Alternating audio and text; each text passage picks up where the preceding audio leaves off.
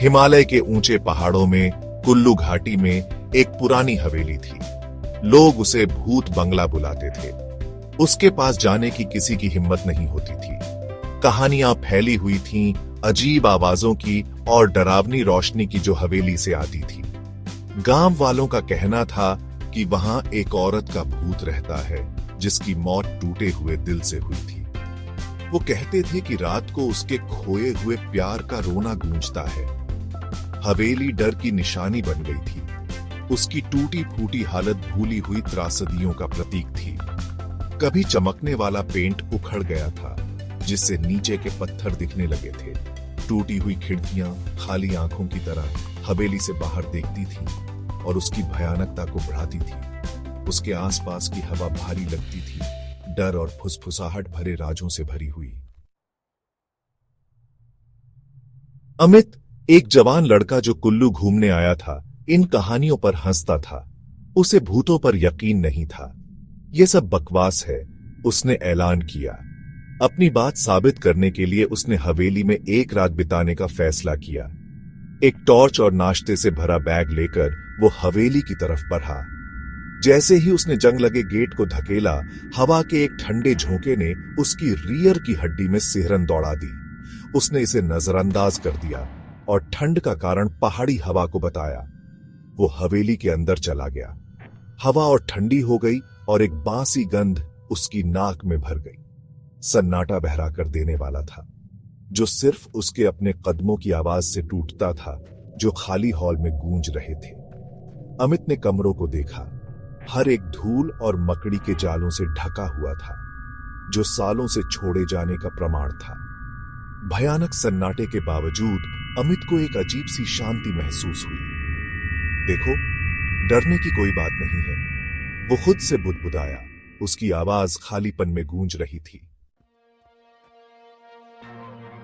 जैसे जैसे रात हुई, तापमान बहुत तेजी से गिर गया।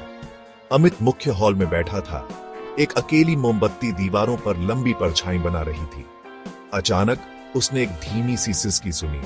ऐसा लग रहा था जैसे वो ऊपर से आ रही है। वो धीरे धीरे चरमराती सीढ़ियों पर चढ़ा। उसका दिल तेजी से धड़क रहा था। सिसकियां तेज होती गईं। वो एक खुले दरवाजे वाले कमरे में पहुंचा।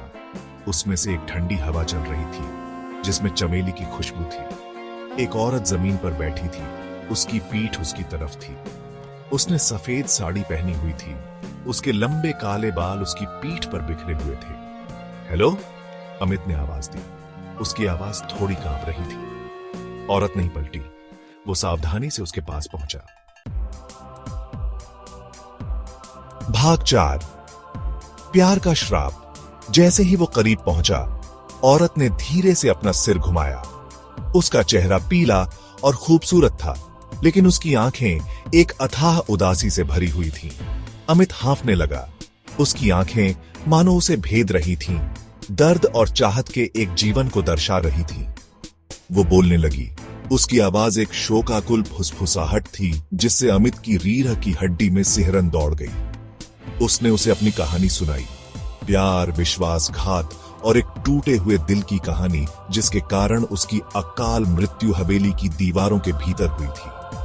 वो एक जवान लड़के से प्यार करती थी, लेकिन उनके परिवार दुश्मन थे। उसने उसके साथ भागने का वादा किया था, लेकिन उसने उसे धोखा दे दिया। उसे दिल टूटा और अकेला छोड़ दिया। दर्द सहन न कर पाने के कारण उसने अपनी जान दे दी। उसकी आत्मा हमेशा के लिए हवेली से बंध गई। मैं उसका इंतजार करती हूँ, वो फुसफुसाई। उसकी आवाज चाहत से भरी हुई थी, लेकिन वो कभी नहीं आता। भाग 5, फंस गया। अमित को उस औरत के लिए सहानुभूति की लहर दौड़ गई।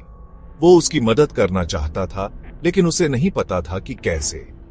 जैसे ही उसने उसका हाथ छूने के लिए हाथ बढ़ाया, वो गायब हो गई। वो फिर से अकेला था। सिर्फ उसकी अपनी सांसें चलने की आवाज आ रही थी। उसने हवेली से जाने का फैसला किया, लेकिन जैसे ही उसने सामने वाला दरवाजा खोलने की कोशिश की, उसने पाया कि वो बंद था। उसने हैंडल को हिलाया, लेकिन वो हिला तक नहीं। दहशत फैलने लगी। वो एक कमरे से दूसरे कमरे में भागा। हर दरवाजे और खिड़की को खोलने की कोशिश की, लेकिन वो सब बंद थे या अंदर से बंद थे। वो फंस गया था। औरत की हंसी हॉल में गूंज रही थी, जिससे वो डर गया। वो हवेली में फंस गया था, ठीक उसी की तरह उसके गम का कैदी। भाग 6 समापन।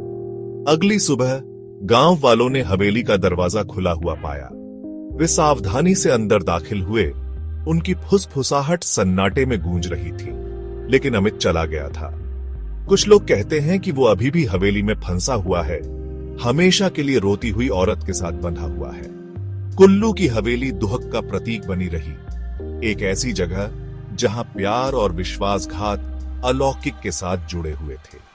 और अमित का गायब होना उन लोगों के लिए एक भयानक याद दिलाता था जो भाग्य को चुनौती देने की हिम्मत करते थे। कुछ दरवाजे खोलने के लिए नहीं बने हैं और कुछ कहानियां अनकही ही अच्छी हैं।